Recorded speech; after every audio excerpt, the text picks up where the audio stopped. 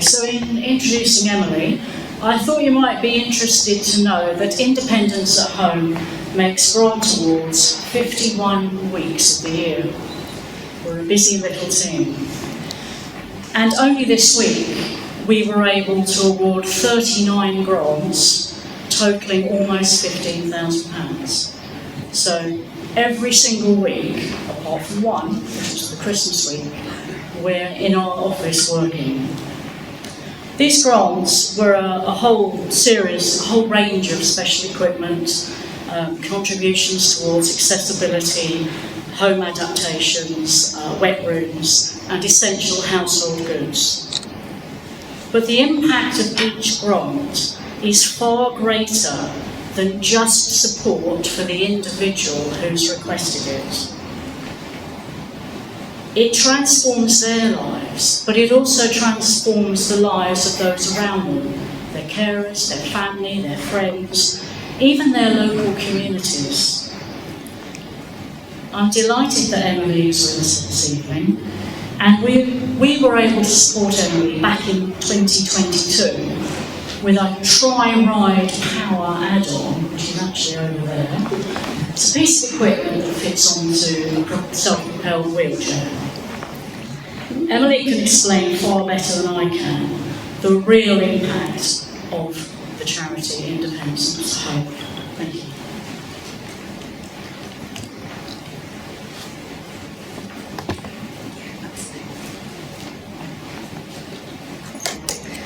Thank you so much for welcoming me. My name is Emily, and it's a real privilege to be here today, celebrating 60 years of Independence at Home. I want to start by just saying a heartfelt thank you to this incredible charity. Independence at Home funded a piece of equipment that has been nothing short of life-changing for me. But before I tell you about that, I just want to share a little bit of my life and my story and how I got here. So I grew up in North Yorkshire with my mum, my nana and my sister. My childhood was full of music, laughter and lots of Yorkshire tea. I went to Newcastle University where I studied music and later to Germany to attend opera school. I returned to the UK to continue pursuing my career in music and education, teaching and freelancing as a musician.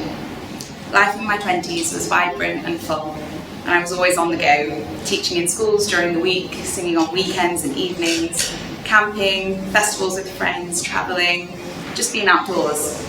And I loved it. I loved the energy of all of it, the freedom, the independence, and the joy of exploring new places and being surrounded by people that I cared about. But 6 years ago, everything changed in an instant. In 2019, I sustained a spinal injury that completely altered the course of my life, my ability to work, and as a direct result, my ability to cover my living costs. My L3 and L4 vertebra, which is at the lower part of your spine, were partially dislocated, causing paralysis from the hips down.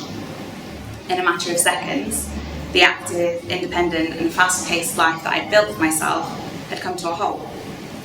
I spent months in hospital and rehabilitation, learning how to live in a body that no longer worked in the way that it used to.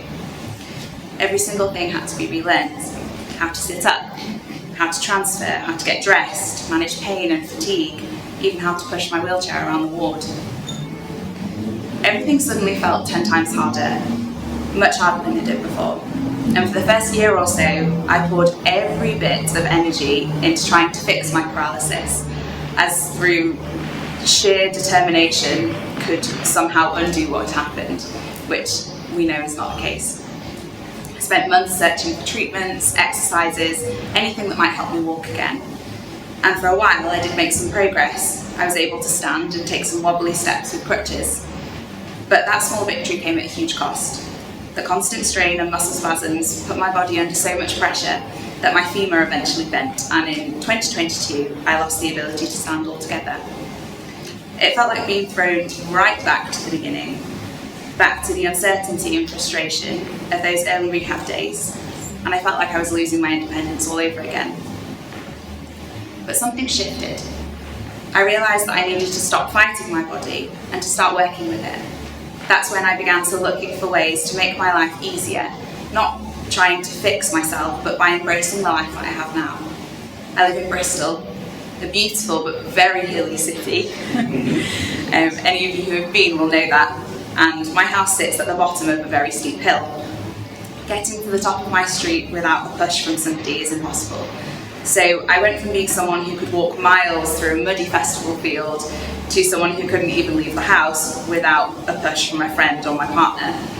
It felt like a military operation leaving the house. And I had to think of every single detail. What if my chair couldn't get over a curb? What if it rained and I couldn't push because my push rims became slippy? What if the only route home was uphill? My world felt really small, and my independence, something that I'd always taken for granted, felt out of reach. But then I came across something called a tri-ride. It's a small electric attachment that clips onto the front of a manual wheelchair, and it turns into a powered trike. It's compact, it's light, I can lift it, and it gives people like me the ability to travel independently without needing someone to push me or relying on a huge, heavy power chair. I was instantly interested. It sounded perfect. Something that could handle hills, cobbles, grass, uneven ground. But the only problem was that they're very expensive. And so that's when I found Independence at Home. I applied with the help from the charity Access Your Life, explaining how much this equipment could change my life. And after a few months, I got the incredible news that Access Your Life had secured all the funding that I needed, including a grant award from Independence at Home. For the first time in years, I felt genuine hope that I might get a little bit of my old life back.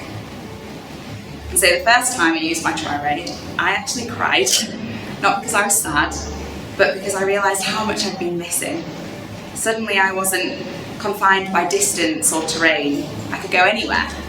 It gave me freedom, gave me energy, spontaneity, things that had been missing from my life since my spinal injury. And so with my tri-ride, I've been able to meet my grandparents for lunch in the cobbled streets of York, go blackberry picking with a friend and her children, drink coffee again at my favourite cafe, hold hands with my partner whilst we're out, go on bike rides and be able to keep up, see my childhood friend get married in the Scottish Highlands, watch the sunrise over the coast of Portugal, dance to Elton John at the crowd in Glastonbury, go wild camping with friends, get to university lectures across campus, and most importantly, live life on my terms. It's also changed my partner Ricardo's life. I feel this is really important to mention. Before, he had to push me almost everywhere, up hills, over cobbles and up curbs, and it took a toll on him, physically and emotionally, especially as so much of the world was closed off to us as a couple.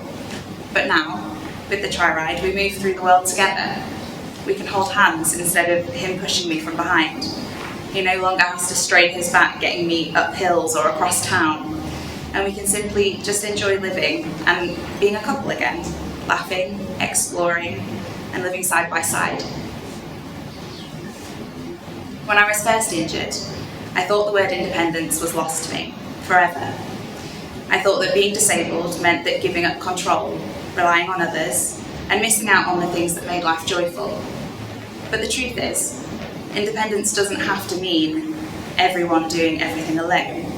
Sometimes it just means having the right support, the right equipment, and the right people around you to make living possible again. That's what Independence at Home gave me. Not just a piece of equipment, but freedom. I was only 25 when my injury happened. And at that age, you think you have your whole life mapped out. And when something catastrophic, like a spinal injury happens, that map's completely torn up. But thanks to the generosity of people who support charities like Independence at Home, I've been able to rebuild my map, piece by piece. And now, yes, my life isn't the one I thought I'd have when I was younger, but in many ways, it's more full of joy and meaning than I ever could have imagined. I've learnt resilience, I've learnt patience, and the incredible power of community. Independence at Home has been changing lives for 60 years, and I am one of the many, many people whose life looks brighter because of it. They saw beyond my disability. They saw a young woman who just wanted to get out there, to live, to work, to dance, to explore, and they made that possible. So from the bottom of my heart, thank you. Thank you for giving me my freedom back. Thank you for reminding me that independence comes in many forms. and thank you for helping me rediscover who I am again. Here's to the next 60 years of independence at home and to the countless lives you'll continue to change. Thank you.